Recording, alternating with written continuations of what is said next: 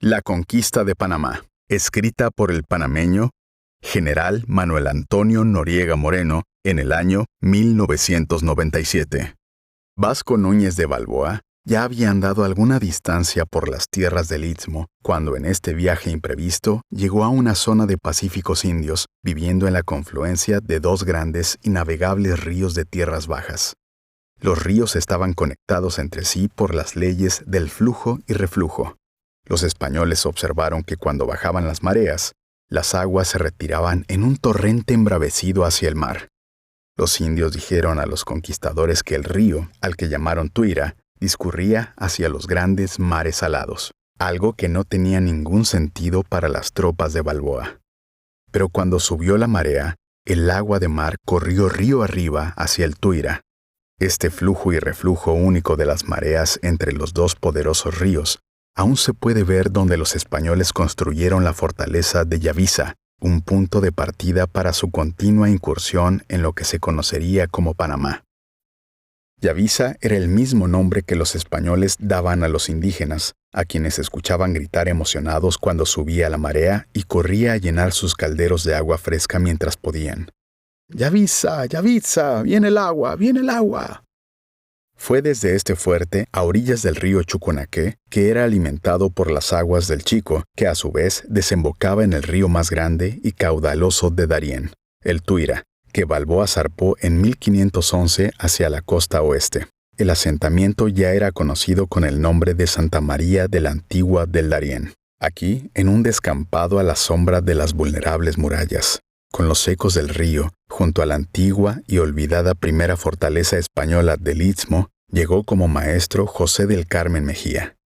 Sus alumnos eran las personas que vivían cerca y les enseñaba sin importar su edad o educación previa.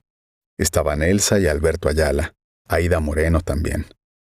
También sentados a la sombra de la fortaleza estaban Fernando y Elicer Alguero, Manuel Aguirre, Chichi, Eddie y Yolanda Lay, Teresa, Rafael e Hilario Mejía, Matías Ayala y uno más, yo, en los brazos de mi madre, María Félix Moreno Mejía.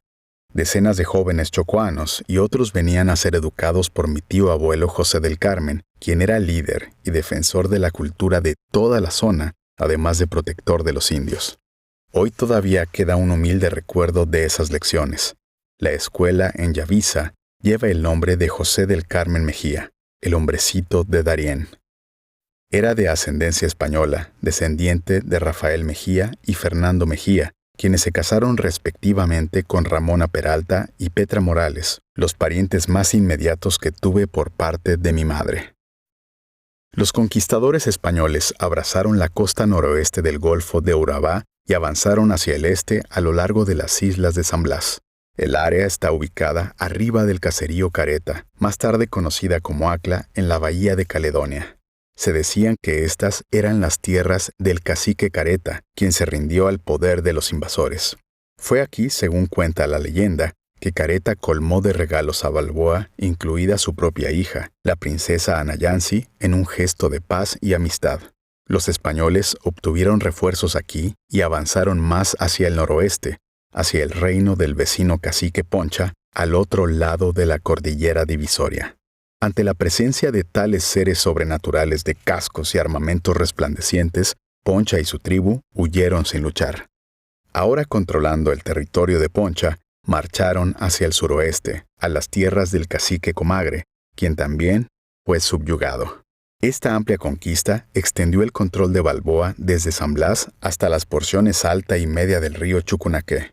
Fue allí, en las tierras de Comagre, al pie de las montañas, en su flanco occidental, mirando hacia el sur, donde vio Balboa por primera vez esos grandes mares salados que mencionan los indios de Yavisa.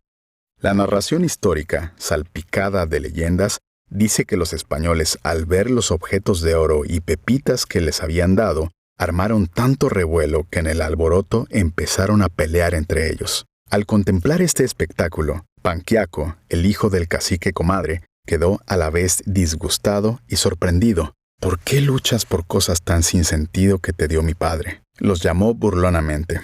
Si sigues este camino, después de un cuarto de luna, encontrarás una inmensa extensión de agua salada, cuyas corrientes te llevarán a una gran tierra con un jefe aún mayor, donde encontrarás tales piedras tiradas por todas partes. La ruta descrita por Panquiaco termina en el imperio de Tihuantisurgo de los Incas, los hijos del Sol del Perú.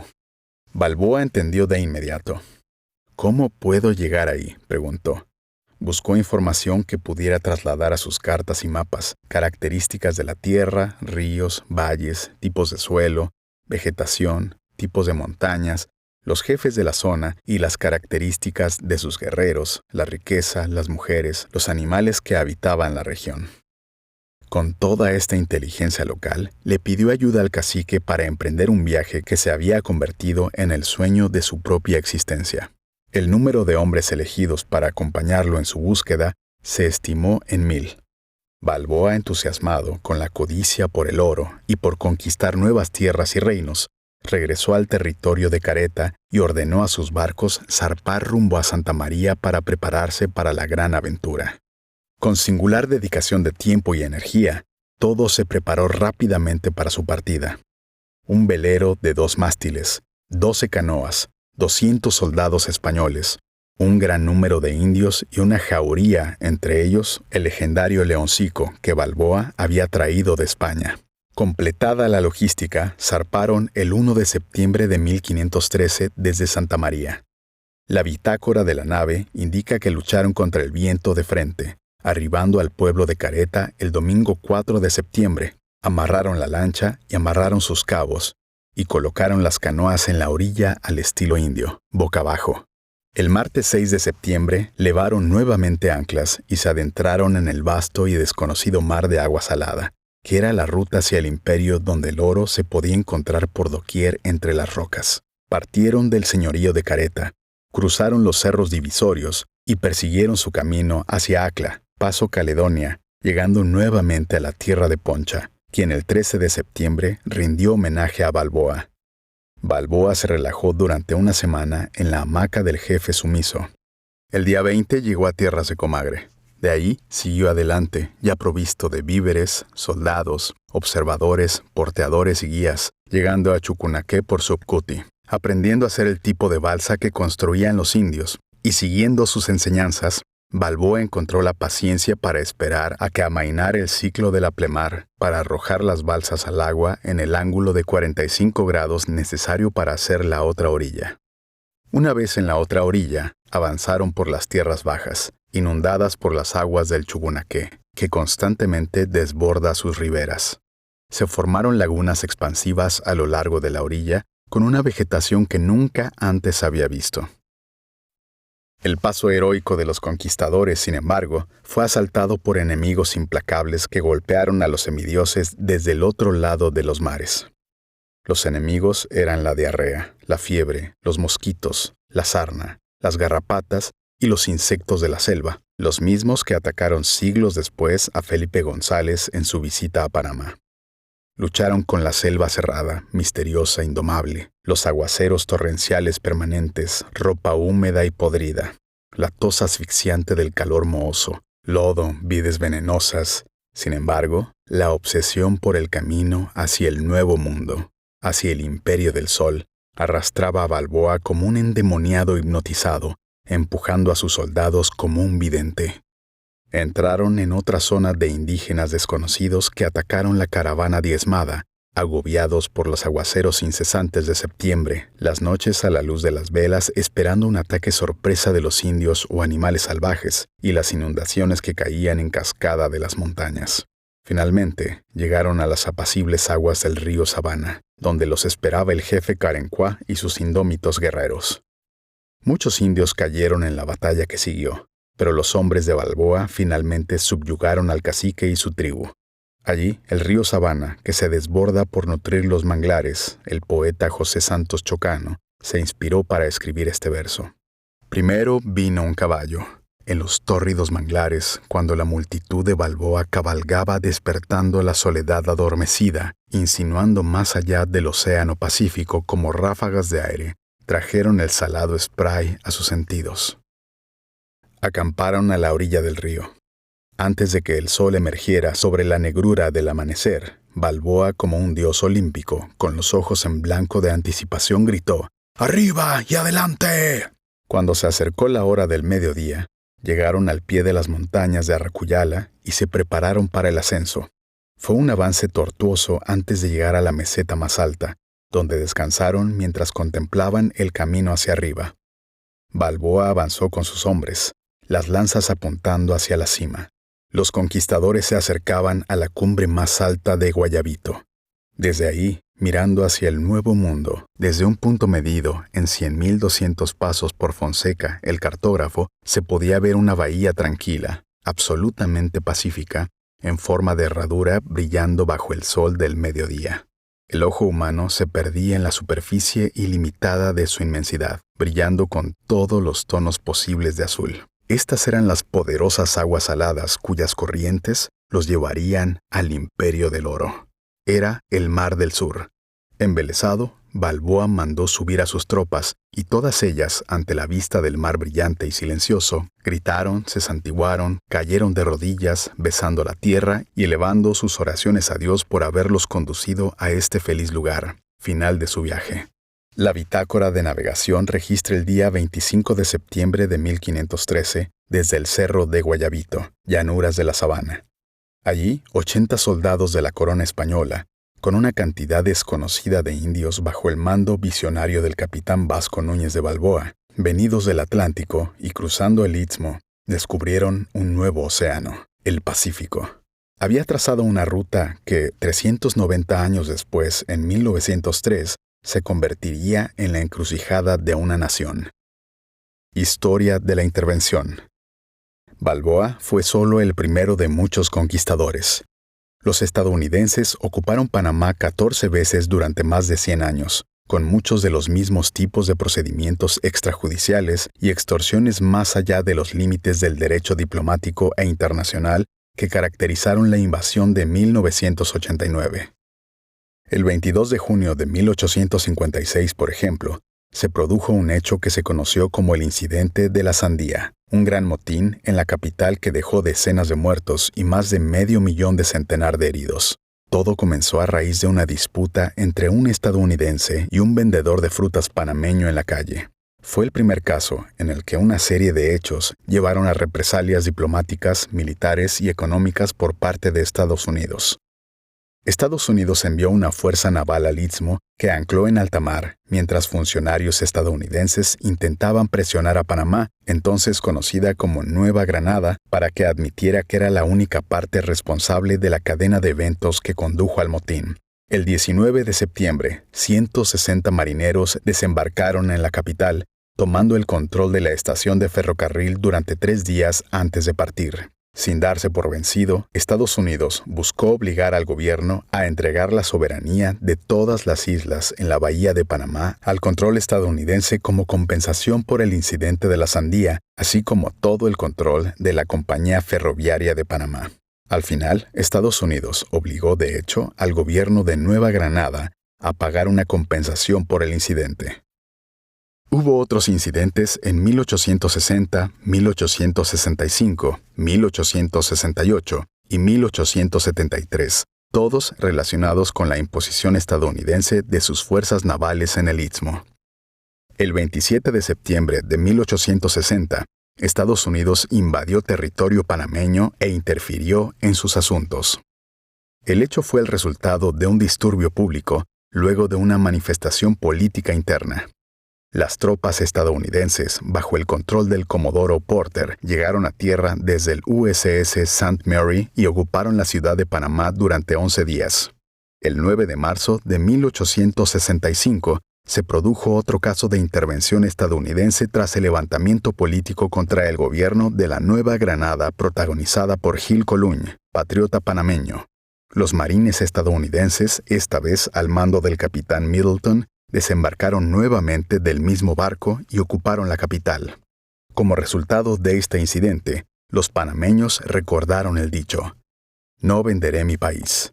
El 7 de abril de 1868, los marines estadounidenses desembarcaron una vez más y ocuparon Colón durante 4 días. El 24 de septiembre de 1873, Los infantes de Marina ocuparon la ciudad de Panamá hasta el 6 de octubre. Estados Unidos dijo que había que proteger sus intereses en el Istmo, tras supuestas amenazas de una serie de disturbios políticos internos. El 18 de enero de 1885, Estados Unidos envió una fuerza invasora a Colón, comandada por el capitán Lewis Clark. El general Ramón Santo Domingo Villa, presidente del Estado Federal de Panamá, había pedido a Estados Unidos que interviniera. Su objetivo era suprimir un movimiento separatista opuesto al gobierno dictatorial colombiano de Rafael Núñez. Mientras sofocaban el levantamiento, las autoridades estadounidenses ahorcaron a un líder rebelde, el general Pedro Preston Colón. El 15 de abril del mismo año, las fuerzas estadounidenses del USS Acapulco tomaron el control del ferrocarril de Panamá desde el Atlántico hasta el Pacífico. Posteriormente, ese mismo mes, el cónsul de Estados Unidos en Panamá pidió una ocupación militar de Panamá para hacer frente a los levantamientos rebeldes. Y luego, en 1900, hubo otra guerra y otra invasión con un detalle interesante. Era conocida como la Guerra de los 1000 días y el líder militar panameño era un general, Manuel Antonio Noriega, mi antepasado y el hombre que me da nombre. En el transcurso de la guerra, Estados Unidos volvió a tomar el control de la vía férrea. En septiembre de 1902, las fuerzas estadounidenses dirigidas por el almirante Silas Casey invadieron y ocuparon los puertos de Panamá y Colón durante 2 meses. Hubo una serie de otras ocasiones, todas conducentes al Tratado del Canal de Panamá original. El 15 de mayo de 1903, fuerzas estadounidenses del USS Wisconsin capturaron y mataron al general Victoriano Lorenzo, líder de las milicias populares por la independencia de Panamá. Fue un intento de eliminar a un líder considerado por Estados Unidos como un obstruccionista a sus objetivos expansionistas. El 2 de noviembre de 1903, las fuerzas estadounidenses desembarcaron en Colón en un ataque sorpresa diseñado por la administración de Theodore Roosevelt para suplantar la autoridad colombiana en Panamá con un estado independiente. Detrás de escena estaba un francés llamado Philippe Vanneau Barilla. Decidió que Panamá sería un estado independiente sin siquiera esperar una reacción de las partes realmente involucradas, Colombia y Panamá. El 3 de noviembre se declaró la independencia de Panamá, de Colombia. Panamá había sido parte de Colombia desde su independencia de España tras la Guerra de Ayacucho, encabezada por Simón Bolívar en 1824. Vanneau Barilla firmó el tratado en nombre de Panamá, aunque no era panameño, junto con William Nelson Cromwell, un estadounidense cabildero que trabaja en el proyecto del canal. Fue un caso temprano de la oligarquía de Panamá que se sometió a los intereses estadounidenses para promover sus propios intereses económicos.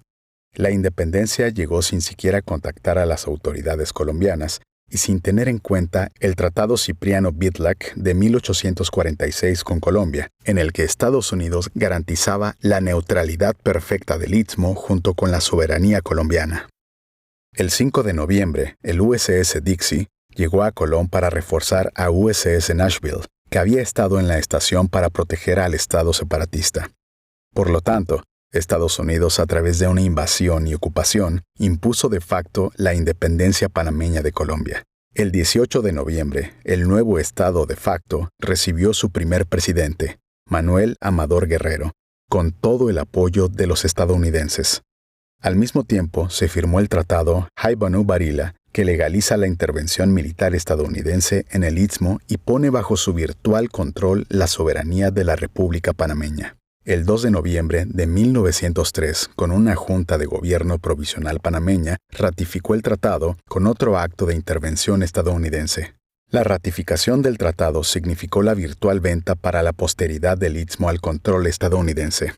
El 15 de enero de 1904, una convención constitucional creó la primera ley de la nueva república, el derecho y privilegio de los Estados Unidos de intervenir militarmente en Panamá.